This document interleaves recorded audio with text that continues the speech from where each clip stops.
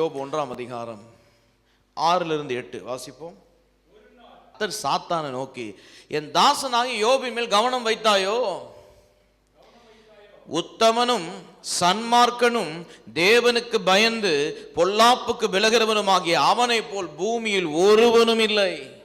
என்ன சாட்சிங்க! அவன் உத்தமன் என்று சொல்லுகிறார், அவன் சன்மார்க்கன் என்று சொல்லுகிறார், பொல்லாப்புக்கு விலகினவன் என்று சொல்லுகிறார். அதே போல இவனை போல பூமியில் ஒருவனும் இருந்ததில்லை. ஹலோ, இன்னைக்கு நம்மை பற்றி என்ன சொல்றாங்க? ஐயோ அவரா பயங்கரமான ஆளுங்க, ஐயோ அவர் பார்க்கவே கூடாது, பார்க்காம போய். இன்னைக்கு நம்மை பார்த்து ஜனங்கள் பயந்து ஓடுகிறார்களா? ஆமென். நம்மை பார்த்து எல்லாரும் இது சரியான ஒரு ஆள் இல்லைன்னு சொல்லி பார்த்து ஓடி போய்கிறார்களா? இல்லை. யோபை போல நீங்கள் உத்தமனும் சன்மார்க்கனும் பொல்லாப்புக்கு விலகினவனுமாய் இருந்து தேவனுடைய சாட்சி பெற்றவர்களாக இருக்க வேண்டும். Your testimony should come from God. யோபு தான் வந்துட்டு the most first person ever who lived in biblical times.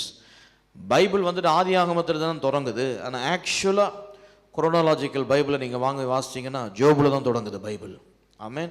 The very first ever man who lived after Adam, ஆதாமுக்கு அப்புறம் காலத்தில் யோபு தான். He was the very first man who ever lived. அவனுக்கு கிடைத்த சாட்சி என்ன தெரியுங்களா? உத்தமனும் சன்மார்க்கனும் தேவனுக்கு பயந்து விலகினவன், தேவனுக்கு பயந்து பொல்லாப்புக்கு விலகின ஒரு மனிதன். கர்த்தர் மற்றொரு இடத்தில் இப்படியாக சொல்லுகிறார், இந்த முழு உலகத்திலே நோவாவை போல, தானியேலை போல, யோபை போல உத்தமன் ஒருவனும் இல்லைன்றார். அல்லேலூயா. எத்தனை லட்சக்கணக்கான 8 பில்லியன் மக்கள் வாழுகிற உலகத்திலே கர்த்தர் 3 பேரை பத்தி சாட்சி கொடுக்கிறாருங்க. 3 பேரை பத்தி சாட்சி கொடுக்கிறாரு. இவர்களைப் போல உத்தமர்கள் ஒருவரும் இல்லை என்று சொல்லுகிறார். இன்றைக்கு உங்கள் வாழ்க்கையில் நீங்கள் உத்தமமாக பொல்லாப்புக்கு பயந்து சன்மார்க்கனாக வாழ உங்களுக்கு விருப்பம் இருக்கிறதா? ஏதாவது நீங்க யூனிக்கா கர்த்தரிடத்தில் கேட்டு யூனிக்கான ஒரு வாழ்க்கை வாழ வேண்டும் என்று சொல்லி உங்களை உற்சாகப்படுத்துகிறேன். எல்லார போல நீங்க சாதாரணமான 101 மனிதனா வாழ்ந்துட்டு போகாதீங்க. ஒரு தனித்துவம் உங்கள் வாழ்க்கையில் இருக்க வேண்டும். ஒரு யூனிக்னஸ் உங்கள் வாழ்க்கையில் இருக்க வேண்டும். உங்கள் வாழ்க்கையினுடைய லெகசி எல்லாரால் பேசப்பட வேண்டும். Everybody should speak about your life. Everybody should know about your life. Everybody should read about your life. Everybody should praise God because of your life.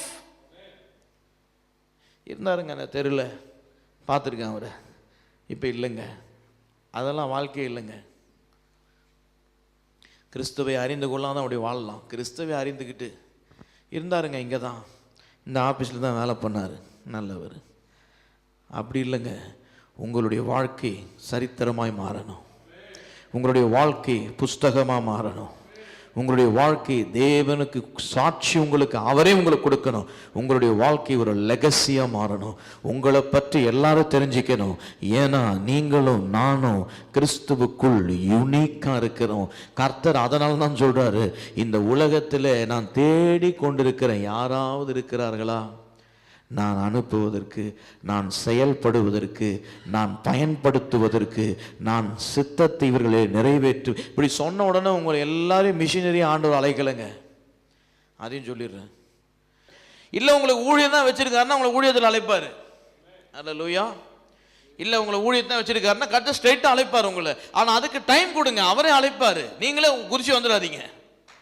சொல்லுங்க, கொஞ்சம் டைம் கொடுங்க அவர் உங்களை அழைக்கிறதுக்கு. நம்ம ஆட்கள் என்ன, நான் கர்த்தரை அழைக்கிறதுக்கு முன்னாடி ஓடி வந்து இவங்கிட்ட அங்கே அடி வாங்கி கர்த்தரை அழைக்கிற நேரத்தை ஓடி போயிடுவார் வெளியே. புரியுதா உங்களுக்கு? அழைக்கிற நேரத்தில் வராமல் அழைப்புக்கு முன்னாடி வந்து பார்த்து பயந்து அடி வாங்கி ஓடி போனவங்களாம் இருக்கிறாங்க. அப்புறம் அழைப்பை செய்யாதவங்களாம் இருக்கிறாங்க. ஏன்னா ராங் டைமிங்கில் வந்துட்டாங்க. டைமிங்கை கர்த்தர்கிட்ட கொடுத்துருங்க, நீங்கள் செலக்ட் பண்ணாதீங்க. ஹலோ, டைமிங்கை கர்த்தர் செலக்ட் பண்ணுவார். டைம் நீங்கள் சொல்லாதீங்க, இப்போ வரும் அப்போ வரும். அவர் சொல்கிற டைம் வந்தால் போதும், அவர் சொன்னதை செஞ்சால் போதும். யூனிக்காக இருப்பீங்க.